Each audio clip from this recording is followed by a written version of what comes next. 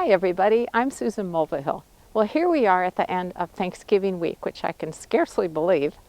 And of course, it's got me thinking about the holiday season. Now, every year I have a tradition of shooting a video on how to make your own holiday wreath. And the best part of all is that you can use all kinds of materials from your garden, which makes it very special, very economical, and then you can add different embellishments to it to make it even more special. So today I'm going to show you exactly how to do that, and I'm also going to give you ideas of different kinds of materials you can use in your garden. Now I should add that yes, I am wearing glasses today. I am blind as a bat. I wear contacts. I had a contact mishap this week, and so I don't get to wear my contacts for a full week. But I'm on the mend, and that's good. So this first thing I wanted to point out is arborvitae. And I actually might do this as the base for my wreath because it's a really nice texture and kind of fluffy. And if you have any of these around, this is a good candidate for your wreath. Bird nest spruce is another great option. It's definitely stiffer, but it's got very short needles, and it does add a really nice effect to a wreath.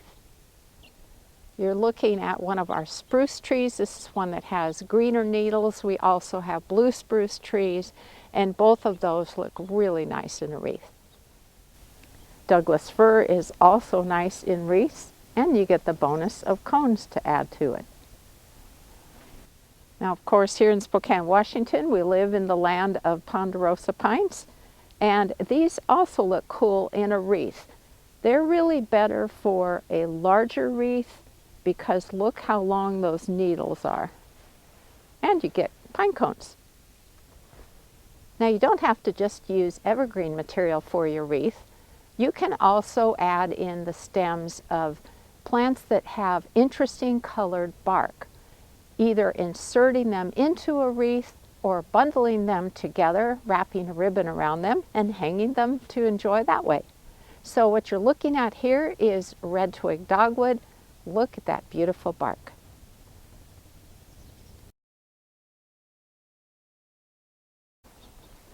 Even though it's quite cold out, I'm going to work out on the deck. And what I've done here is I've assembled some things on the table to give you some ideas of what you might want to use for making your wreath, and also a couple of must-haves.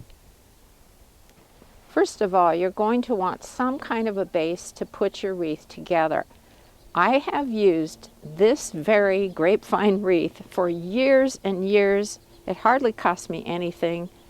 And every year I just pull out the materials that I put into it once the holidays are past, and I save it for the next year. So I'll be using this year.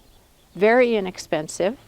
Some folks will tie together bundles of plant materials and then wire it to this wire wreath form. These come in different sizes, as do the grapevine wreaths. Now, if you choose to go this route, you're probably going to want some floral wire. This is also very inexpensive, and you get a lot on a little paddle of it. And I do use it for a few steps of making my wreaths on the grapevine wreath base. You'll also want a pair of garden gloves, especially when you're harvesting the different types of evergreen materials. A pair of scissors, a pair of pruners for adjusting the size of your materials. And then if you decide to put ribbon on your wreath, which most folks do, I recommend buying the kind that has the wire in the edges. That makes it really easy to form it into a bow and other shapes. And here's another one that also has the wire on the edges. Now, we're all gardeners, right? Why not add some things from your garden into your wreath in addition to the base that you put together for it? So this past year, I grew a lot of nigella or love in a mist, and I dried the flower heads, which are really cool looking, and so I'm going to incorporate some of them into this year's wreath. I also dried some of our vanilla strawberry hydrangea flowers. The only downside is that most of them are quite large, so I don't know if I'm going to be able to incorporate them or not. This is another flower that I dried. I'm trying to remember the name of it. I think it was a type of celosia. And they are a little bit pinkish, so it just depends on what your color scheme is. And then last but not least, I've got some very long-stemmed alliums here. I think this is Purple Sensation, and so I dried those as well. I'll see what all I can fit into my wreath without making it seem overwhelming. And last but not least, if you happen to go to places like Joann or Michael's, you can find all kinds of little decorative things to add to your wreath, maybe some berries to add some bright color. I found this the other day. I thought it was kind of cute with the little snowflakes and stars. A couple years ago, I bought this long string that has jingle bells on it with pine cones and a few other things, and I have used that in the past. I may or may not use it for the wreath, but I'll certainly use it for a swag. Now, just a quick word about berries. We have all kinds of plants in our yard that provide different kinds of berries. For example, American cranberry bush, snowberries, which are white berries, hawthorn trees. Those produce really nice red berries. The thing is that most berries, if you live in a cold climate, they're going to deteriorate pretty quickly.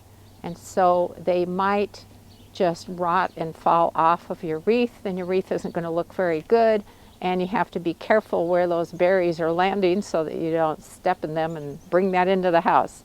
So keep that in mind if you have a type of a berry producing plant in your garden and they typically stay nice and fresh and firm for quite a while during your winter, then sure, go ahead and use natural ones. But I've found over the years I usually have to add in store-bought ones. I hate to do that, but it is nice to have a splash of color.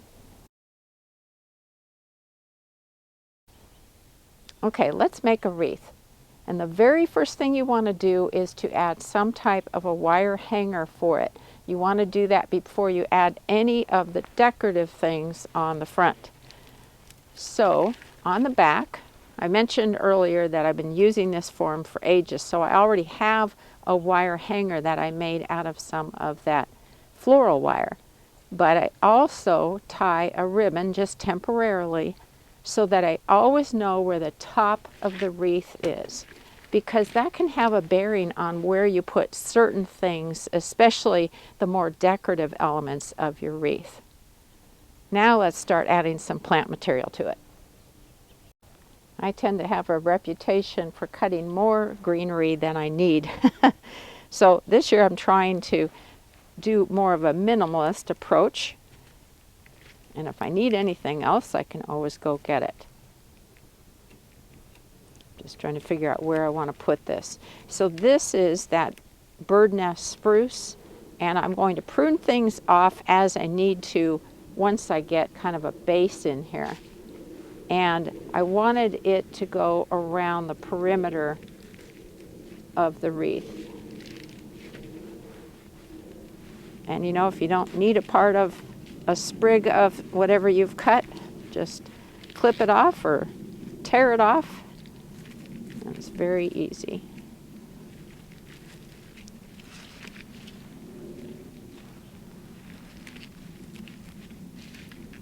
So I'm going to put these all around the perimeter, and then we'll get to the next step. Okay, I'm just about finished putting this bird nest spruce around the perimeter of the wreath. I'm trying to make it look like it's a little bit wider than it actually is. And if I have anything that's sticking off too far, I just go in here and snip them off.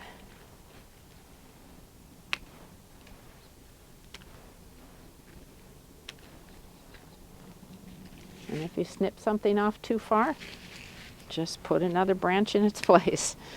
That's the great thing about making these wreaths, is they're very forgiving. Now I'm going to start adding in those small branches from our arborvitae hedge. And my goal is to form kind of a nice fluffy base that I can put some dried flowers onto.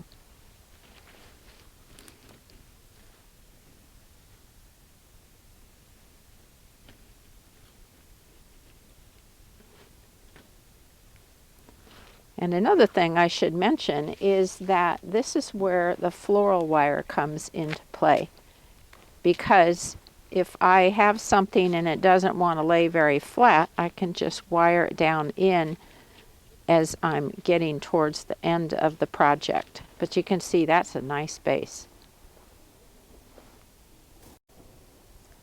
Okay, what do you think? So that only has the arborvitaes and the birdnest spruce like I showed you, and look at what a nice base it makes. Wow, you know, I don't think I've ever done it this way before, and I really like that. So now I need to play around with the flowers and other things that I have and decide what I want to use as accents for this wreath.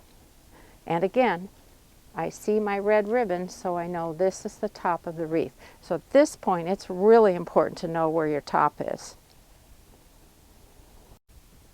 Okay, I've been playing around with the different types of dried flowers I have, and even though these strawberry vanilla hydrangea flowers are huge, I think if I tucked one in here and one in here, that would look really cool.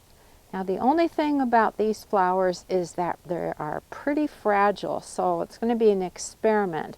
But the other thought I had was that maybe I had better put the bow on, which I'm going to put at the bottom, and that way I'm not fussing with the bow and risking damaging the flowers if I were to put them in first. And ever thrifty, I'm going to recycle a bow that I used for a wreath quite a few years ago, because I think that will pick up the colors in these flowers. What do you think? So I'm going to put the bow on next, and again, I really recommend the wire edge ribbon because it's very easy to make a bow. You just start making some loops over your fingers and make them at different sizes, and then know that you can arrange them once you have tied the bow onto the wreath. So I'm just trying to be somewhat speedy here, and I do have previous videos for making wreaths where I show exactly how to make a bow. But in the interest of expediency here, I'm going to go ahead and attach this bow to the wreath first. Okay, so this is how it's coming along. And you know how I mentioned that these hydrangea blossoms are pretty fragile? I broke the first two stems. So these are not the two I had planned to use, but I think they look just fine. The other thing I did is I shortened the stems on these alliums and poke them in as well. And then I'm starting to add in a few of the nigella or love in a mist blossoms. I'm just going to poke them in here and there. So that way, this wreath can be a celebration of what I grew in our garden this year. Okay, here's one view of the wreath, and it really is a whole lot of fun. It's a very different type of wreath than what I've made in the past. Okay, it's all finished. Now I get to go hang it. I hope this video will inspire you to make your own holiday wreath. And you know, if you don't have some materials that you'd really like to put in your wreath, go ahead and ask a neighbor. See if they'd let you have a few branches of something. And you could surprise them by making them a wreath as well. Thanks so much for watching today, everybody. Happy gardening and happy holidays.